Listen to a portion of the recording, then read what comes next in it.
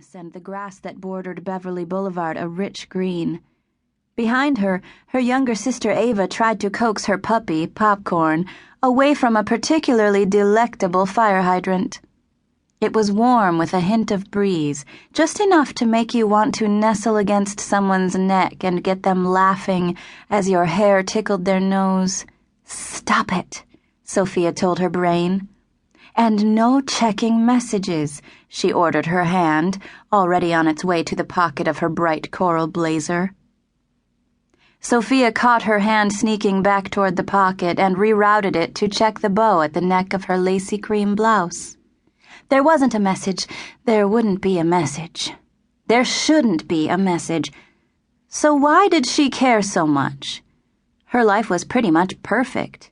Ideal, she corrected herself, just the way it was. Sure, it was a lot of work, but it was still amazing. A dream.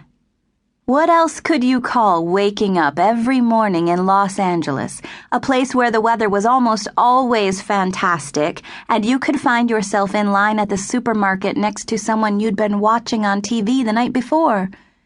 Living in Hollywood with Ava, seeing where they could take the London Calling brand, every day a new adventure. She had everything she needed. And yet there were days like this one, when everyone around her seemed to be living in a romantic comedy movie montage, strolling arm in arm and feeding each other strawberries from a farm stand and talking about what movie to see and smiling up into each other's eyes and giggling for no reason and running to catch lights and exchanging quick, intense kisses. Days like this, Sophia felt a little lonely. As she toyed with the ends of her blonde hair, she thought that it didn't help that today would have been, she corrected herself, her 3rd anniversary with Clay Cutter, the football player with the boyish smile she'd dated from the summer after her freshman year of college until 3 months earlier. She could still picture him standing there in his tuxedo, his face all gorgeous and intense in the light of the full moon. Could still smell the slight perfume from the red rose boutonniere she'd pinned to his lapel. Could hear the sounds of music and laughter from the Valentine's Day formal behind them.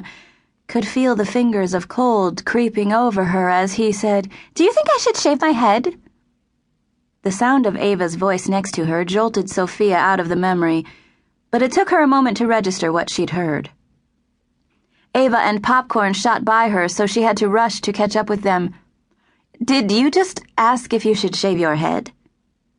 Ava nodded, her dark brown ponytail bobbing up and down. "I was trying to see if you were listening." Popcorn zigzagged across the pavement in front of them, rushing from side to sniff at everything. "Do you have any idea what I've been talking about for the last 5 minutes?" "Of course," Sophia said, pretending to be hurt by the accusation. Ava moved her eyes from Popcorn to her sister. "Really? Pinky swear?" Sophia sighed and her shoulders sagged. "Well, no." Ava stopped walking, much to the dismay of Popcorn, who began popping up and down at the end of his leash like he was trying to live up to his name. Crossing her arms over her chest, she said, "Are you finally going to tell me what's wrong?" Sometimes Sophia wished that Ava didn't know her as well as she did. It was like being scrutinized in a slightly too effective magnifying mirror. "It's Clay, isn't it?" Ava said, her eyes filled with sympathy.